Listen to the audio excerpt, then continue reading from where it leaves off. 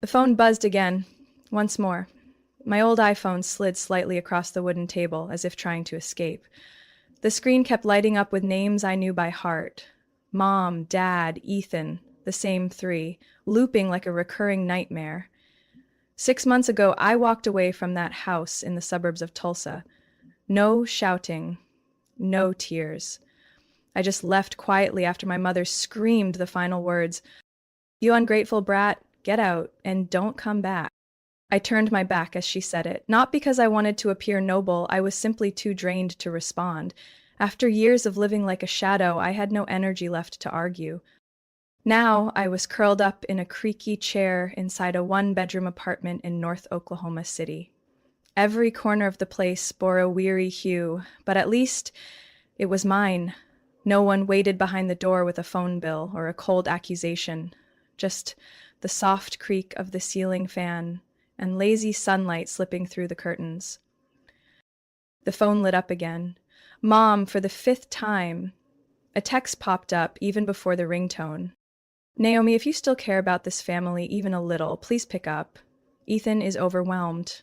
Ethan is overwhelmed?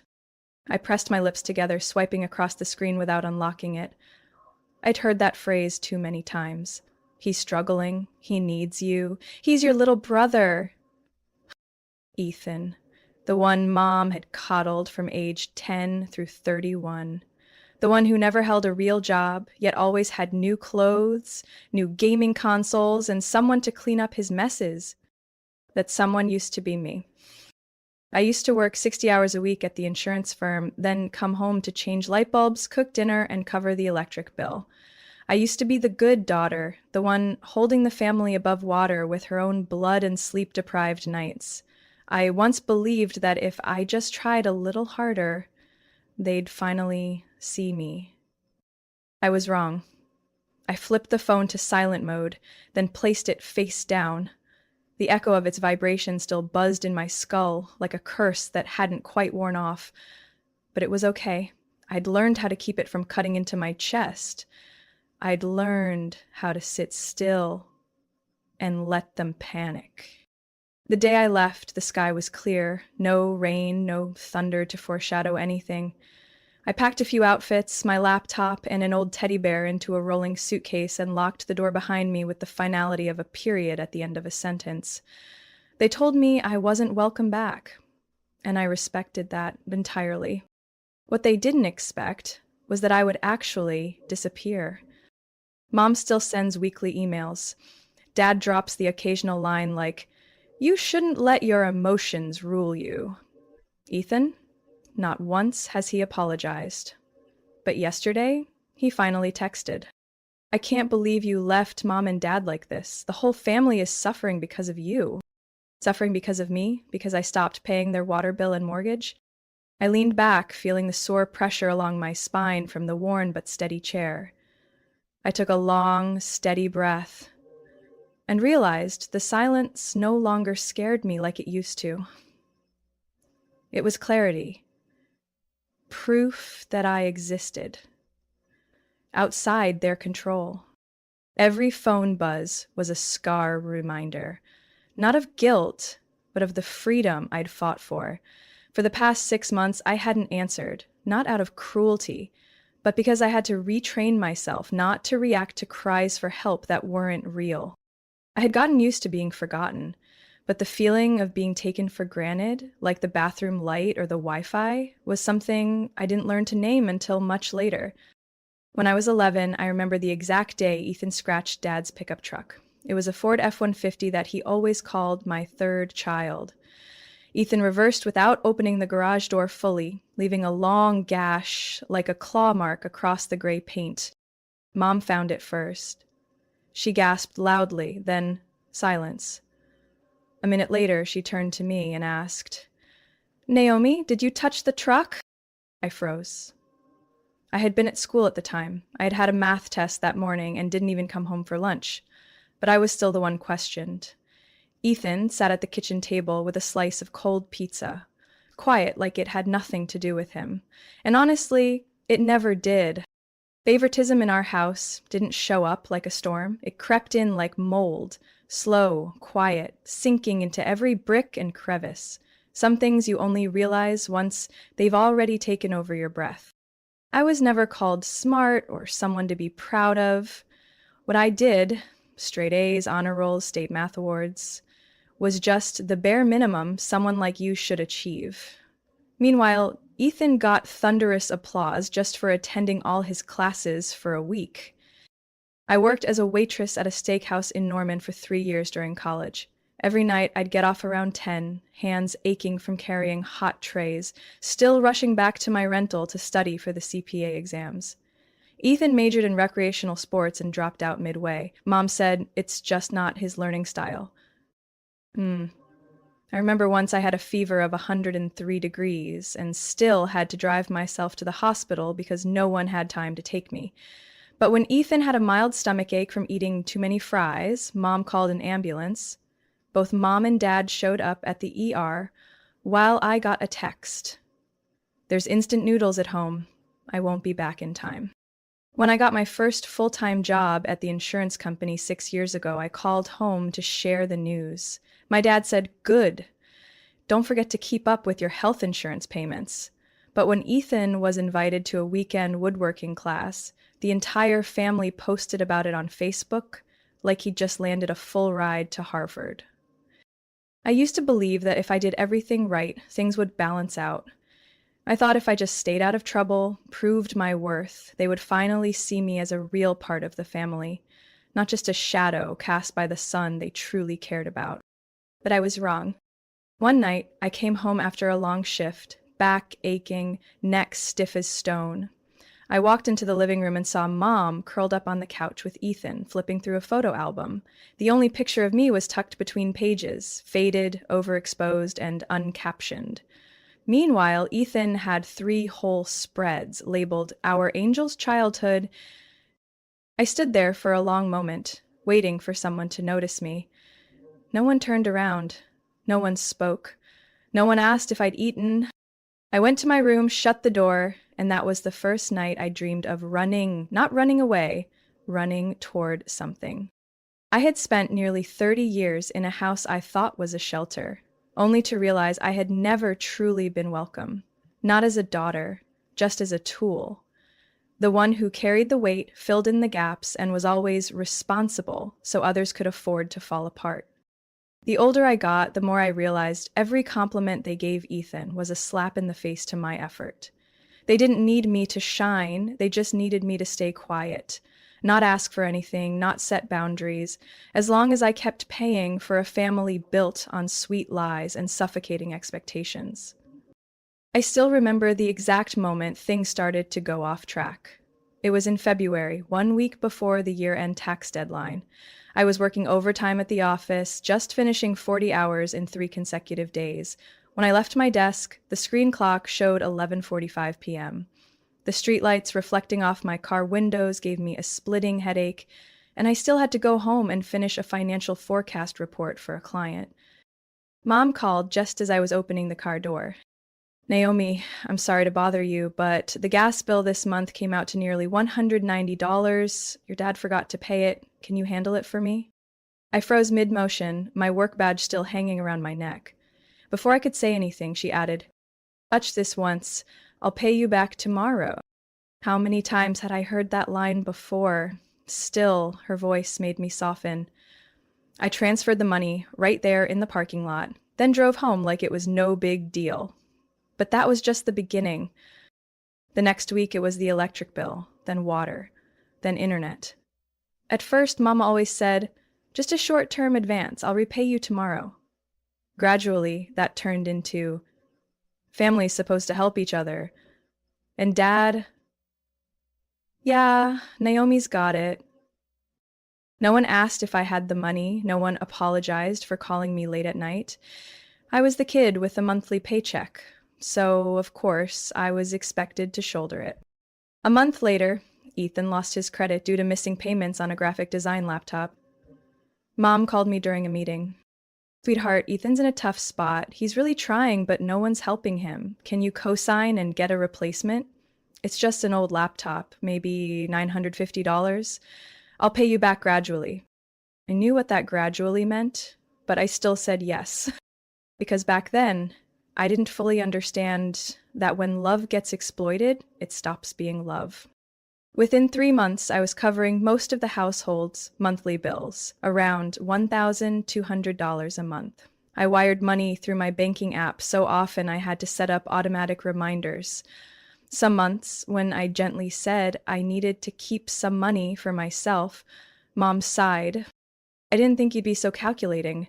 Our family's going through a hard time. One Saturday afternoon, I came home arms loaded with Whole Foods groceries, a box of detergent, toilet paper, and almond milk. As I stepped inside, I saw Ethan sprawled out on the couch, chomping pizza, watching YouTube on the big screen TV, ceiling fans spinning above him. No one came out to help. No one asked if I was tired. I set the bags on the kitchen counter and heard Mom call from the bedroom. "Did you get Dad's favorite cookies?" I didn't answer. I just quietly opened the fridge. The only thing in there that belonged to me was a bottle of water and half a dried lemon. That night, I went home, opened my laptop, and created a new Excel spreadsheet. I labeled each category: electricity, gas, water, Ethan's car repair, medicine for Dad, credit card debt I was forced to co-sign. When the total appeared on the final line, I sat frozen for almost 10 minutes. 6 months. Over $16,000. I printed the spreadsheet and taped it to the wall above my desk, not to remind myself to ask for repayment, but to never forget again, to stop lying to myself that I was giving out of love, when the truth was, I was being drained. I started saying no softly, like a little experiment. I refused to drive Ethan to get his license renewed. The result? Mom called, her voice trembling. "You've changed, Naomi. You've grown cold and selfish." Dad sent a short text. "You need to know your place." And Ethan? He simply messaged, "Don't think a little money makes you special." I used to believe that if I was good enough, gave enough, they would realize how important I was. But now, when I started keeping just a sliver for myself, they acted like I'd betrayed them. That night, I couldn't sleep. Not because of anger, but because I finally realized I had never been seen as someone with limits. I was just a supplier, a pump, a pillar. But a pillar with no support, eventually it breaks. That Saturday afternoon, I left the office close to 6 p.m., still holding the lunchbox I hadn't had time to open all day. I had worked through the entire week, an emergency investment risk analysis project plus a surprise meeting with a major client had kept me from getting home before nightfall. I still stopped by the grocery store, like always. I picked up everything Mom had texted me. 2 bottles of almond milk, lean beef, organic olive oil, whole grain bread. The total was nearly $175, not including the snacks and fruit I'd grabbed for Ethan, though he'd never said thank you. I drove nearly 40 minutes south to the old house in Eastside Tulsa, where I'd lived for almost 20 years. Every time I turned onto that street, a knot twisted in my chest. Not from nostalgia, but from a familiar, lingering ache. When I stepped inside, it wasn't fully dark yet, but the lights were already on. The front door was slightly ajar, as if they were expecting me. I nudged it open with my shoulder. My hands were full. No one came to greet me. Just the buzz of a reality TV show playing from the living room, one of those shows Ethan always watched. I set the groceries on the kitchen counter. The smell of cleaning chemicals stung my eyes. Mom always scrubbed the house on weekends, not for cleanliness, but to prove she still managed everything. Though in truth, I was the one buying everything she used. When I turned around, she was already standing at the kitchen doorway, arms crossed, eyes unblinking. "We need to talk." Her voice was hard as stone. I froze, still in my shoes. "I just got off work," I replied, trying to keep my voice even. "Can you give me a minute?" "No," she snapped. "This has been put off long enough." Dad appeared from the stairwell behind her, silent as a shadow. Ethan remained slouched on the sofa, feet on the table, controller in hand. He didn't even look up, just mumbled, "She's here, huh?" I tightened my grip on my bag. What's going on? Mom sighed, like I was the cause of all this chaos. Naomi, she said, with a hint of reproach, you have a steady job, a car, your own apartment. This household is struggling. Your father's tired. Ethan's still trying to find his path. I think it's time you contributed more. I went still. I've been paying for the electricity, gas, water, internet, and part of the mortgage for nearly 2 years. I send over $1,000 every month. What more do you want? Dad chimed in, voice flat. We're talking about responsibility, Naomi. Family is responsibility. If you're an adult, you should understand that. I nodded slowly, my voice tighter. Then what is Ethan? A guest with free rent? This time, Ethan turned. He dropped the controller and sneered. Don't drag me into this. I never asked you for anything. If you want to stop paying, just stop. Spare us the fake generosity. I let out a dry laugh, my chest clenched like I'd been punched. The problem is, I was never pretending. I actually was generous. Mom slammed her hand on the kitchen table. That's enough. You're getting more selfish every day, Naomi. Living on your own, and now you think you're better than us? Do you even realize this house is at risk of foreclosure? Ethan's student loan got denied. Your father lost his health insurance. And you're sitting there counting every dollar like we're some kind of burden. I looked at each person in that room, the house I had helped keep afloat, the people who had never once asked how I was doing out there, if I had enough to eat, if I'd ever missed a rent deadline, just to cover for them first. So what exactly is this conversation for? I asked. You want my entire paycheck? Want me to pay off the mortgage in full, buy Ethan a new car so he can finally feel motivated? Ethan stood, glaring. You're out of line, Naomi. I met his gaze. Out of line? I work over 60 hours a week, sacrificed my personal life just to keep this house from being seized. And you? Besides clicking that controller and making demands, what have you done? Silence. Dad clutched the brim of his cap, voice lowering. If you were a responsible daughter, you'd understand. I nodded, not angry anymore, just hollow. So if I don't pay, I'm not a daughter anymore? No one responded. I picked up my bag and opened the door. Cold wind slapped my face like a quiet slap, but it cleared my head instantly. I didn't slam the door. I didn't scream. I just said softly, just loud enough. Then this house no longer has a daughter named Naomi. No one said a word after my final sentence. The air in the room felt thick, like all the oxygen had been sucked out. Ethan stood frozen next to the couch, still holding an unopened water bottle. Dad stared at the floor, gripping the brim of his cap, like he was trying to reason with the universe. And Mom, she looked at me like I was a stranger. Not angry, not regretful, just that dry, cold stare I'd never forget.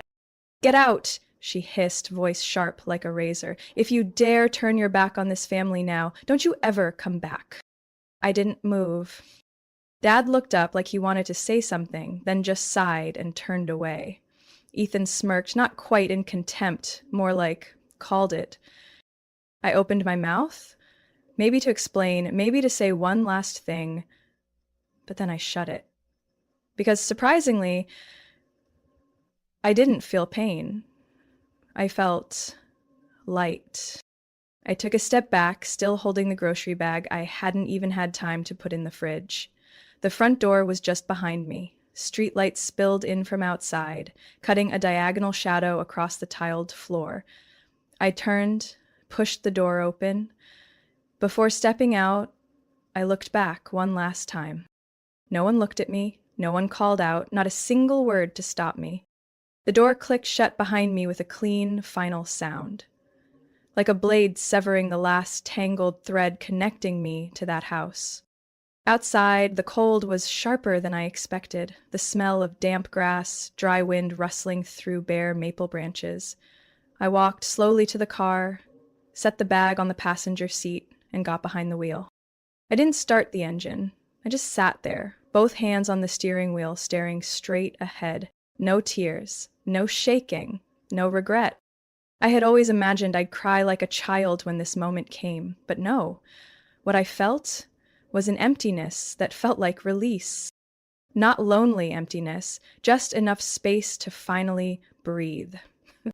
I drove out of that neighborhood slower than usual. As each street lamp passed like a line break in a sentence, I knew a chapter of my life had ended. Not with fireworks, but with irreversible silence.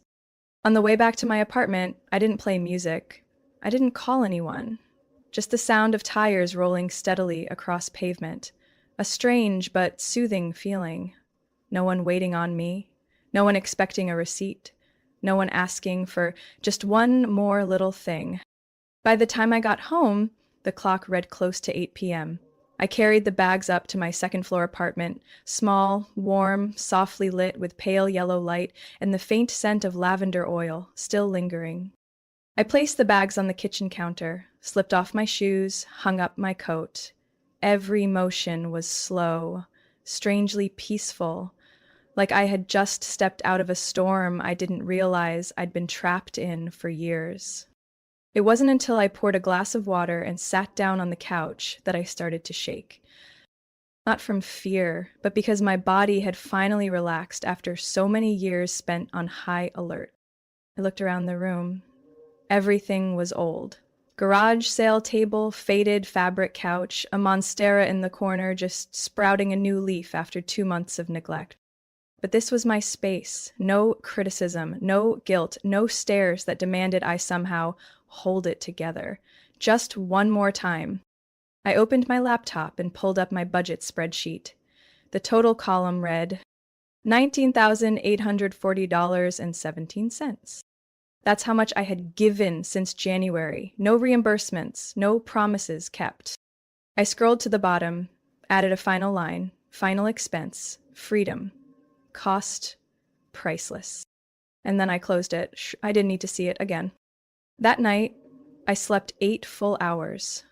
No dreams, no waking up to late night texts from Ethan, just the soft hum of the ceiling fan and the steady rhythm of my heart, finally at peace. 3 days after I walked out of that East Side Tulsa house, I sat alone in the small kitchen of my second floor apartment, frying eggs in an old pan I'd bought off Facebook Marketplace. The butter sizzled, the smell of coffee drifted through the morning air, and the strangest part was no one was calling me. No phone ringing, no texts saying, "Naomi, can you send $120 to fix the plumbing?" No Venmo alerts, no one asking if I could front the cost of Dad's medicine or chip in a little more so Ethan wouldn't have to eat ramen again tonight. For the first time in years, I had breakfast without checking my account balance, and I didn't feel guilty spending money on myself. I set my coffee down and looked out the window. The April breeze in Oklahoma still had a morning chill, but it no longer stung. It felt like a soft reminder. I'm alive, and I have the right to live in peace. I started rebuilding a rhythm that was mine. Every evening after work, I shut my laptop by 6 p.m. No more after-hours emails. I signed up for a Wednesday yoga class and spent Saturdays at the local farmer's market, where I learned spring tomatoes are sweeter than I ever realized. I bought a few books I used to consider too indulgent. I started planting herbs on my balcony, a pot of rosemary, a few lavender bushes, and a little mint plant that I accidentally overwatered, but somehow it still lived. In those quiet evenings, I began to understand something. Silence wasn't scary like I used to think. Back in that old house, every quiet moment felt like a storm waiting to break. Mom's silence meant she was angry. Dad's silence meant judgment, and Ethan's silence meant he was calculating his next ask.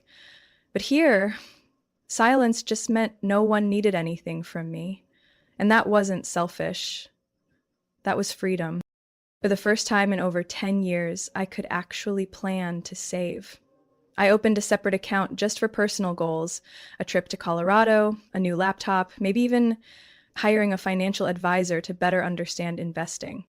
One Sunday morning, I brewed a batch of cold brew and sat on the balcony reading. The sentence where I folded the page read, "You don't owe anyone the slow erosion of your life just to keep them comfortable." I'd spent so long believing family meant unconditional sacrifice, but then I realized carrying others doesn't mean burning yourself to give them light and shade. One afternoon in early May, I ran into Macy, an old college friend, at a company seminar. When we had lunch, she looked at me and said, "You're doing better, aren't you? You look like the Naomi from freshman year, only stronger."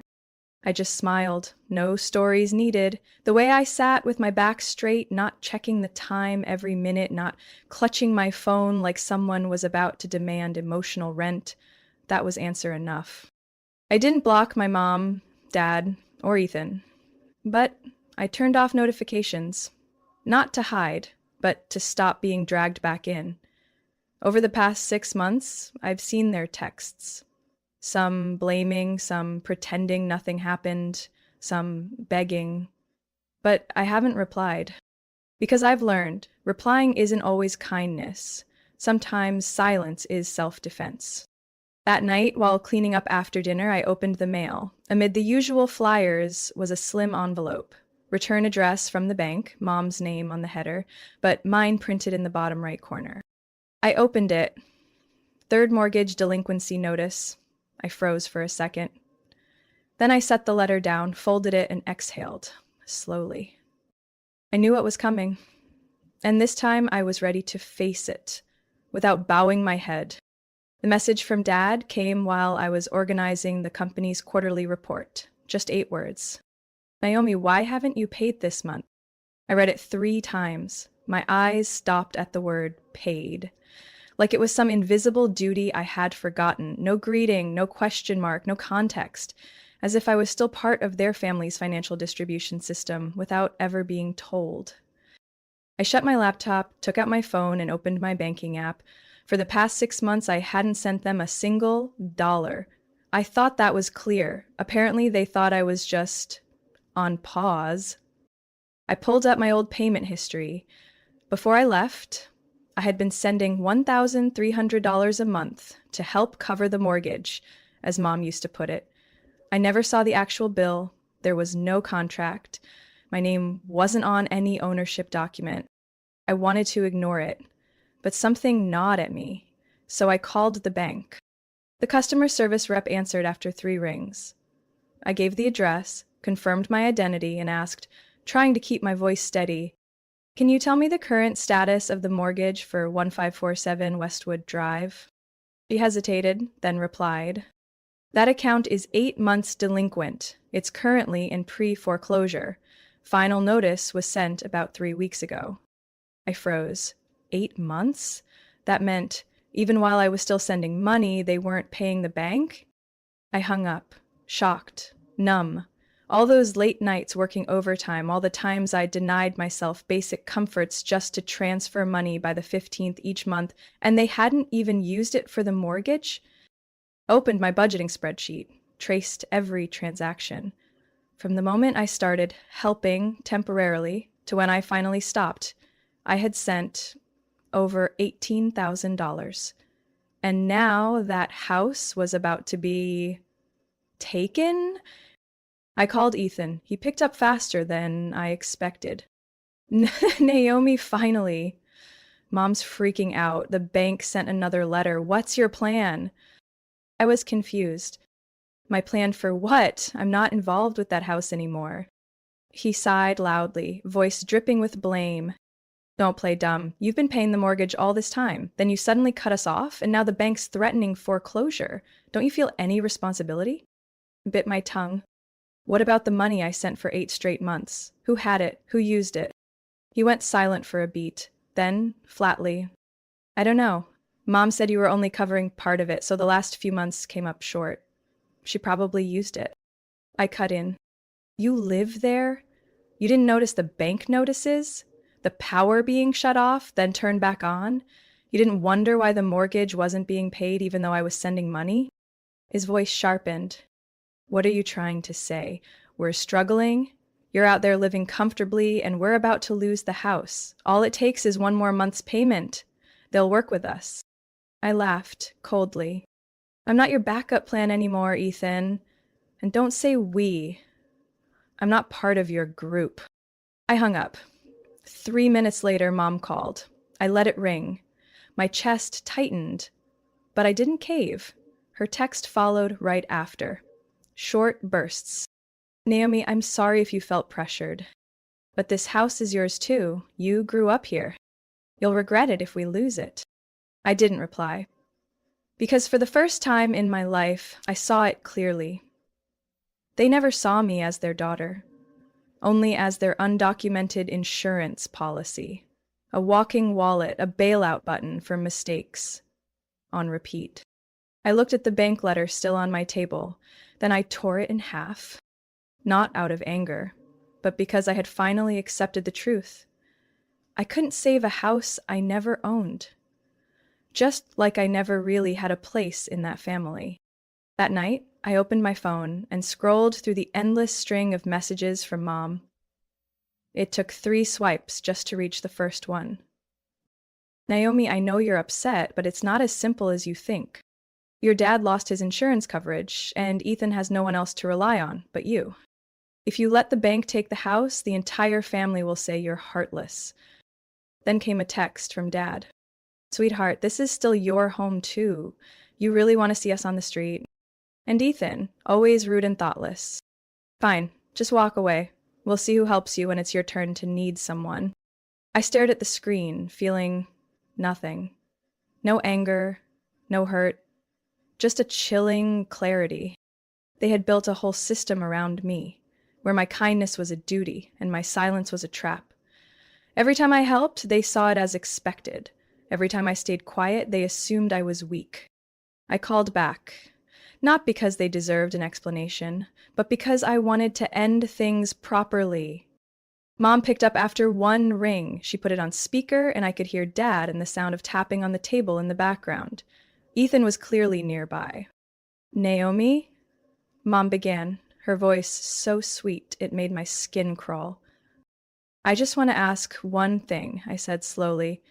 8 months ago, I was still sending the mortgage payments. Where did that money go? Silence for a few seconds. Then Mom stammered. Well, your dad needed dental work, then Ethan's car broke down, and the cost of living's gone up. Everything piled on. I meant to sort it out later, but... So, I cut in, you all used the money I sent for unrelated things, then let the house go into foreclosure? Dad jumped in. We didn't mean for it to happen, but you left right when things got hard. If you'd stayed, maybe it wouldn't have gotten this bad. I scoffed. No. If I had stayed, you would have still hidden the truth. Still spent my money and made me clean up the mess, just like always. Mom's tone snapped. But Naomi, don't be so ungrateful. I carried you for 9 months. Now we're about to lose our home, and you just look away? No, I replied calmly. I'm not ungrateful, but I'm not stupid anymore either.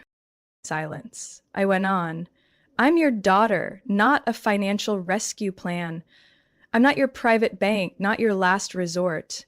And I'm definitely not the excuse you use to dodge your own responsibilities. Ethan shouted in the background. You think you're so special. Without us, you'd be nothing. I laughed, not out of amusement, but because that sentence confirmed everything I'd suspected for years.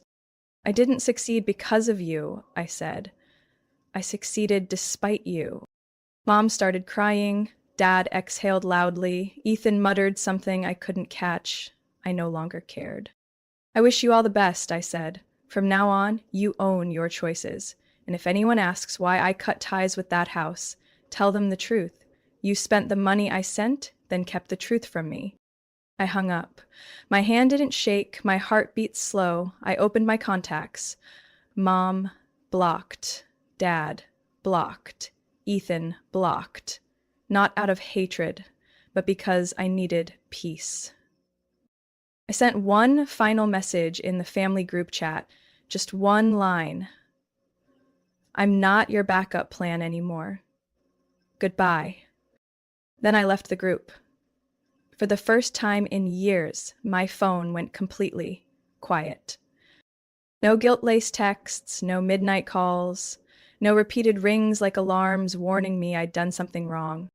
I sat on the sofa and poured myself a cup of peppermint tea. Outside the window, the sun had just dipped below the horizon, leaving a streak of orange across the sky.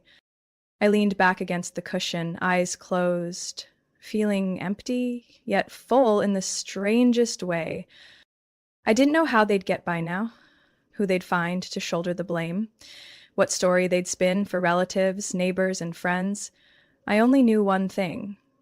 I was no longer the ending to that story. Naomi's story is a powerful reminder that sometimes family doesn't come with respect. Cutting ties with toxic relationships, even those labeled family, isn't selfish, it's a brave act of self-preservation. In real life, many people are silently carrying burdens, sacrificing themselves out of obligation. But real love never demands you give up your identity or your peace. You have every right to say, enough. What do you think about Naomi's decision? What would you do in her shoes? Share your thoughts in the comments. And don't forget to follow the channel for more powerful real-life stories about family, boundaries,